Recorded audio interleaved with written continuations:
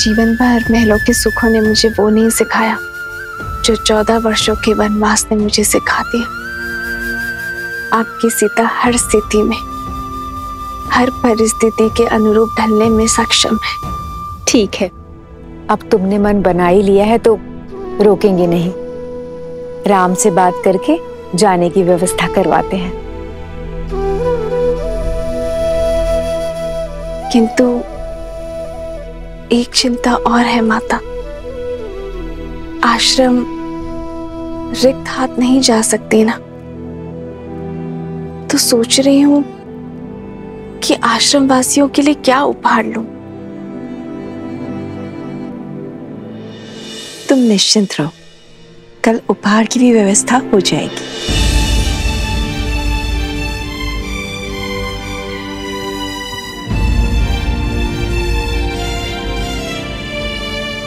जब राज परिवार ने स्वयं ही अनुचित उदाहरण प्रस्तुत कर दिया है तो कोई क्या करे।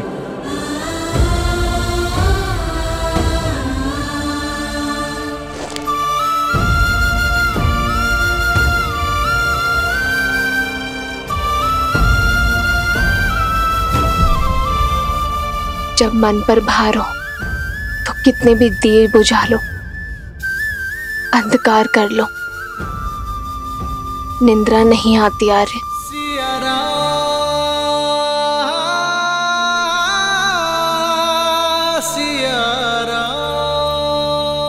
मैं आपकी चिंताएं समझ सकती हूँ आर्य। आपकी प्रजा, आपके राज्य और सीता की चिंतन आपको विश्राम नहीं दे रहे।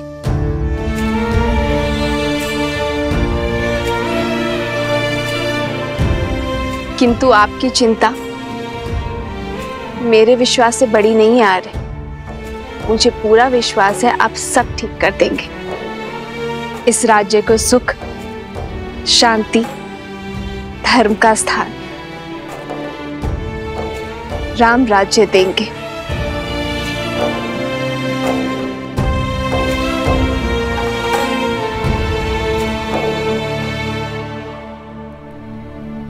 ये आंसू भी ना कभी भी झलक जाते हैं।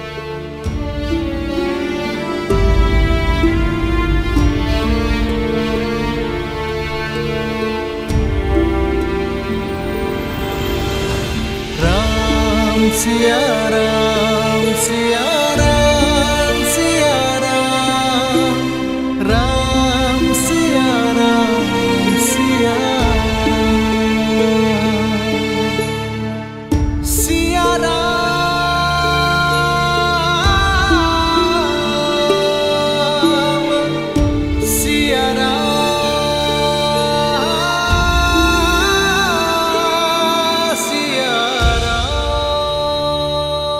ये प्रेम और आशा का दीप है जो ना कभी बुझेगा और ना आप इसे कभी बुझाएंगे। निराशा शब्द में भी आशा भरी है आर्य। राम राज्य बहुत बड़ी आशा है। अंधकार को प्रज्वलित करने के लिए केवल एक दीप ही पर्याप्त है।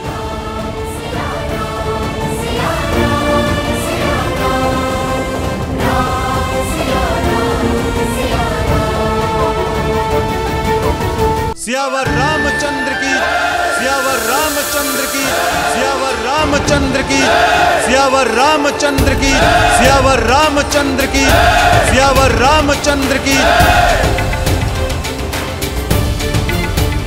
जानते हो यहाँ क्यों उपस्थित हो? क्षमा प्रभु, परंतु मैं भी यही समझने का प्रयास कर रहा हूँ कि मुझे यहाँ क्यों बुलाया गया है। न्याय के लिए। दरबार में याचक और जाचक दोनों को न्याय के लिए बुलाया जाता है। ना ही मैंने कोई याचना की है और ना ही मैं कुछ जाचक हूं। फिर भी यह समझने का प्रयत्न कर रहा हूं मैंने ऐसा कौन सा अन्याय या अपराध किया है जिसके लिए मुझे यहां बुलाया गया है। अपनी पत्नी का त्याग करना क्या अपराध नहीं है?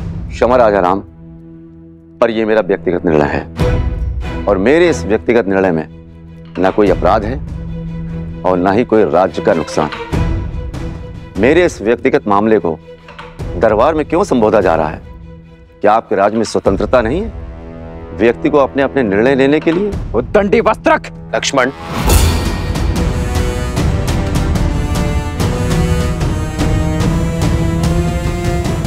निर्णय और मामला दोनों अवश्य व्यक्तिगत है, किंतु अन्याय एक स्त्री पर हुआ है। उसने अपनी व्यक्तिगत स्वतंत्रता का उपयोग कर सहायता और अन्याय का निवारण मांगा है, और यह अवश्य ही राज्य के क्षेत्र में आता है वस्त्रक। न्याय करना एक राजा का परम धर्म है, और इसी कारणवश तुम्हें यहां बुलाया गया है। तो न्याय अवश्य होना चाहिए राजा राम, परंतु आशा करता हूं कि याचक एक स्त्री है और आप पक्षपात बिल्कुल नहीं करेंगे उस याचक पर जो एक पुरुष है। मौन हो जाओ वस्त्रक, अन्यथा यहीं तुम्हारी जिह्वा काट दूंगा मैं।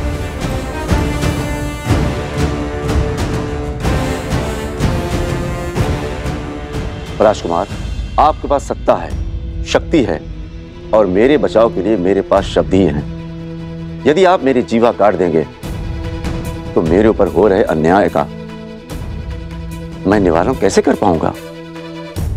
ना ही इनकी जीवा काटी जाएगी और ना ही तुम्हें रोका जाएगा। तुम्हें अपना पक्ष रखने की पूरी संधि मिलेगी। बताओ, अपनी पत्नी का त्याग क्यों किया तुमने वस्त्रक? ये रात भर घर पर नहीं आई और इसका यह कहना है कि इस नाभिक के साथ तट पर रात भर थी।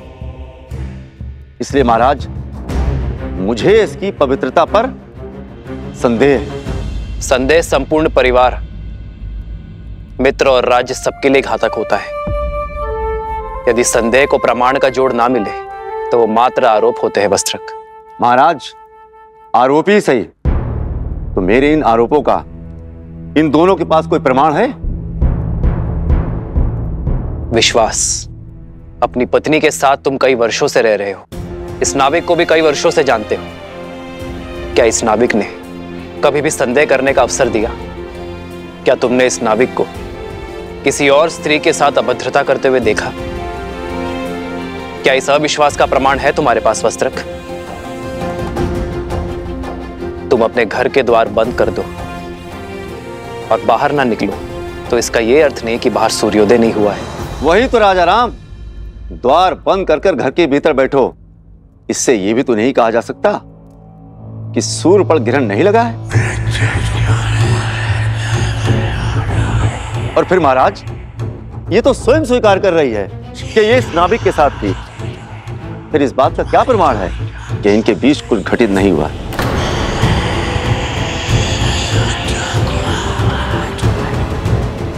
और महाराज, सिर्फ बात मेरी नहीं है, मैं अपनी पत्नी पर विश्वास कर भी लूं, मित्र पर भी विश्वास कर लूं। यदि तुम अपनी पत्नी पर विश्वास करते हो तो समस्या क्या है वस्त्रक? समाज। समाज का क्या?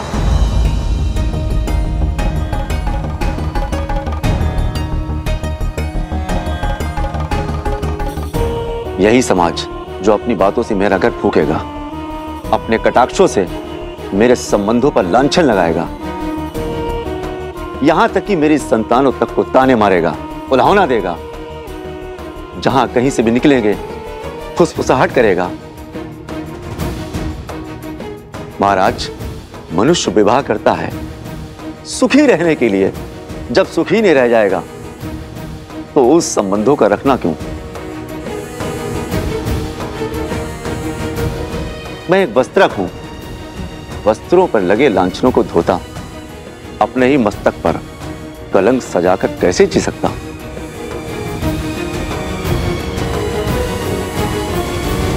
जिसे तुम कलंक का नाम कह रहे हो वो मात्र भ्रम भी तो हो सकता है वस्त्रक।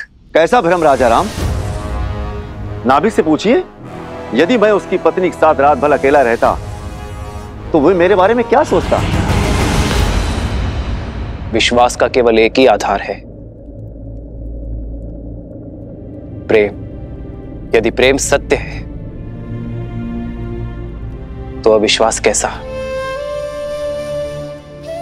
यदि प्रेम है तो विश्वास क्यों नहीं? क्षमा करना महाराज, समाज के शब्द रूपी बाण सबसे पहले सुख पर वार करते हैं और फिर प्रेम पर प्रहार करते हैं। मैं किसी उच्च पद पर विराजमान नहीं हूं और ना ही कोई बड़ा सेठ हूं जिससे लोग भय से या सम्मान से चुप रहेंगे। मैं तो एक मामूली वस्त्रक हूं। वस्त्र धुलने में कोई कमी रह जाती है तो कोई कुछ भी सुनाकर चला जाता है। हो सकता है मेरी सोच अनुचित हो और यह भी हो सकता है कि मेरी पत्नी पवित्र हो, पर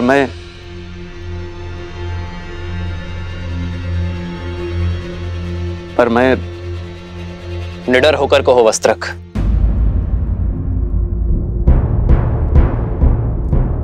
मैं मर्यादा पुरुषोत्तम राम नहीं हूं।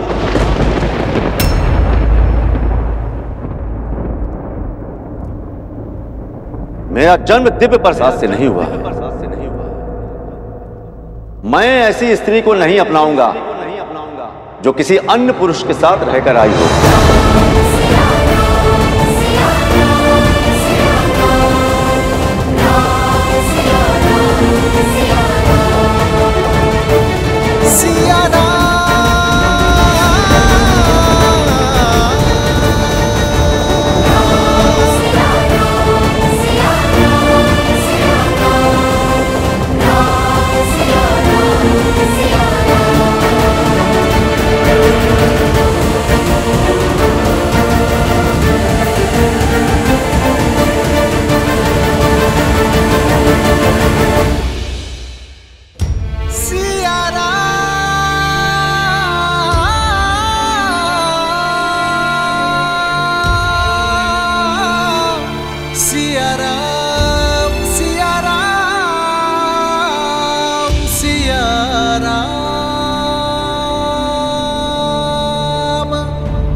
यदि हमारे रघुवंशी ऐसा समाज बनाना चाहते हैं जहां स्त्रियों की त्रुटियों पर पर्दा डाला जाए, तो ऐसे में तो हम तो दूसरे नगर में पहुंच जाएंगे। जब राज परिवार ने स्वयं ही अनुचित उदाहरण प्रस्तुत कर दिया है तो कोई क्या करे। मैं एक वस्त्रक हूं। वस्त्रों पर लगे लांछनों को धोता, अपने ही मस्तक पर कलंक सजाकर कैसे जी सकता हूं? पूछिए इन सभाजनों से, यदि उनकी पत्नियां रात भर किसी और के साथ रहती क्या वे स्वीकार करती? मैं मर्यादा पुरुषोत्तम राम नहीं हूं। मेरा जन्म दिव्य प्रसाद में नहीं हुआ है। मैं ऐसी स्त्री को नहीं अपनाऊंगा जो किसी अन्य पुरुष के साथ रहकर आई हो।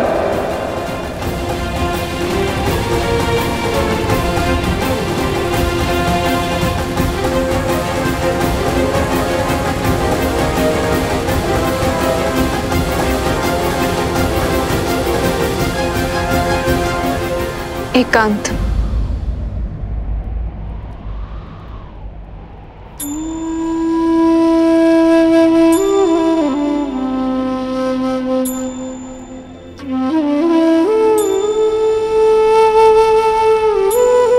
चरित्र का प्रमाण जो लंका में दिया, क्या वो अयोध्या में भी देना होगा? आर्य, अग्नि परीक्षा।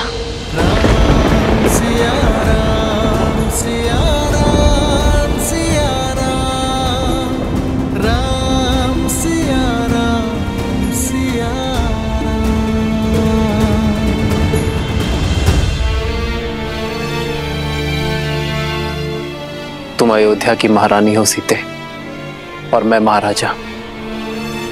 प्रजा राजा के पद चिन्हों पर चलती है।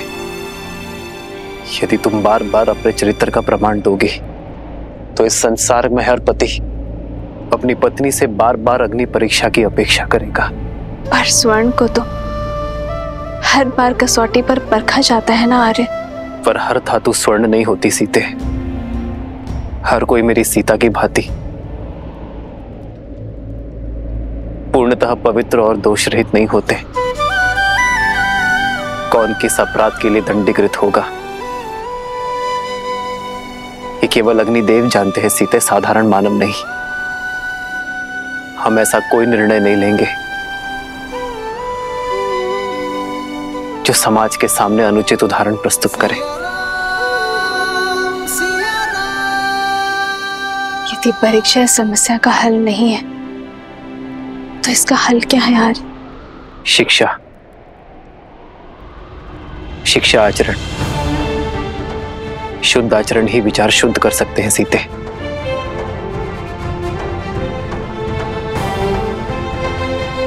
मैं नहीं जानता सीते कि अपने समाज को कैसे शिक्षित करूं, कैसे अपनी प्रजा के मन में उठ रहे प्रश्नों को रोकूं, वो प्रश्न जो उनके नेत्रों में दिखते हैं जब वो मुझे देखते हैं। तनिक सोच यार, जब तक मैंने स्वर्ण मृग नहीं देखा था तब तक मुझे उसके पाने की इच्छा नहीं थी। अर्थात जो नेत्रों को दिखता है वही मन को विचलित करता है आर्य, और जो नहीं दिखता उसके विचार भी नहीं आते और उस पर प्रश्न भी नहीं उठते।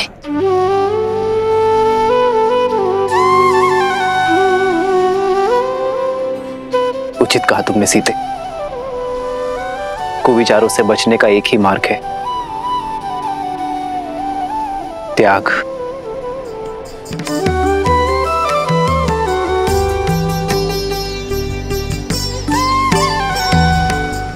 हम दोनों अपने राज्य का परित्याग कर देंगे तो ना ही कोई प्रश्न उठेंगे और ना ही कोई उत्तर की अपेक्षा करेंगे।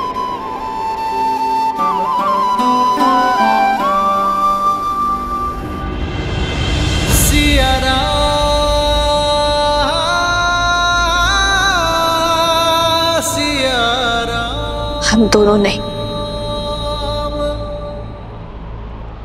केवल मैं आ रहे हैं। यदि हम दोनों साथ जाएंगे तो वो त्याग नहीं, समस्या से भागना होगा आर्य। और रघुवंशी कभी समस्या से नहीं भागते।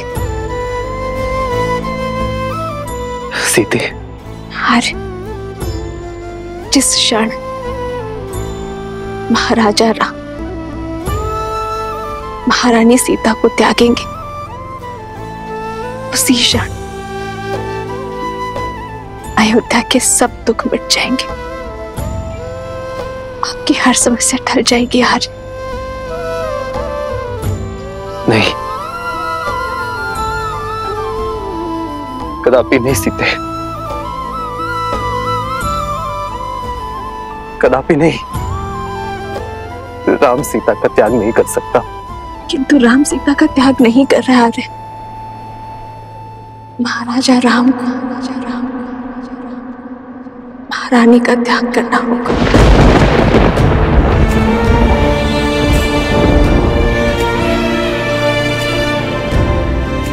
क्योंकि राजा राम पर उत्तरदायित्व है आर्य।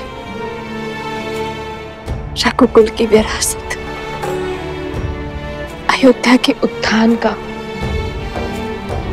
यदि श्री राम ने ये सिंहासन छोड़ा तो अयोध्या में उत्तरदायित्व को छोड़ने का परंपरा बन जाएगी आर्य।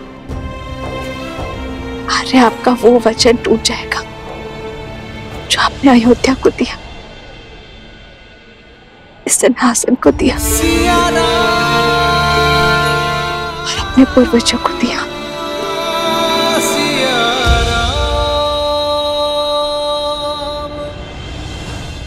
और उस वचन का क्या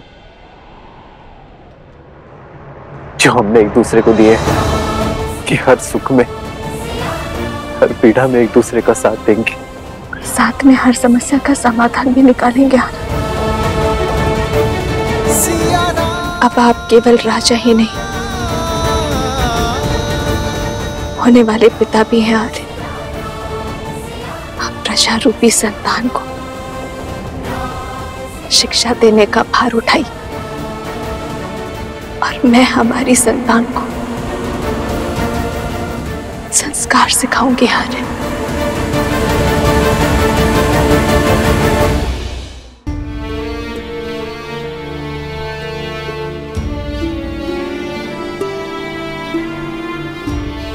एक बार शांत मन से सोचिए, जो समाज, जो प्रजा मुझ पर, इस पर इतने लांछन लगाने को तत्पर है, उस समाज के बीच हम उसे संस्कार कैसे दे पाएंगे आर्य? यही पिता धर्म की पुकार भी है, यही राजा कर्म की ललकार भी है। हमें ये त्याग करना होगा। कैसे करे भा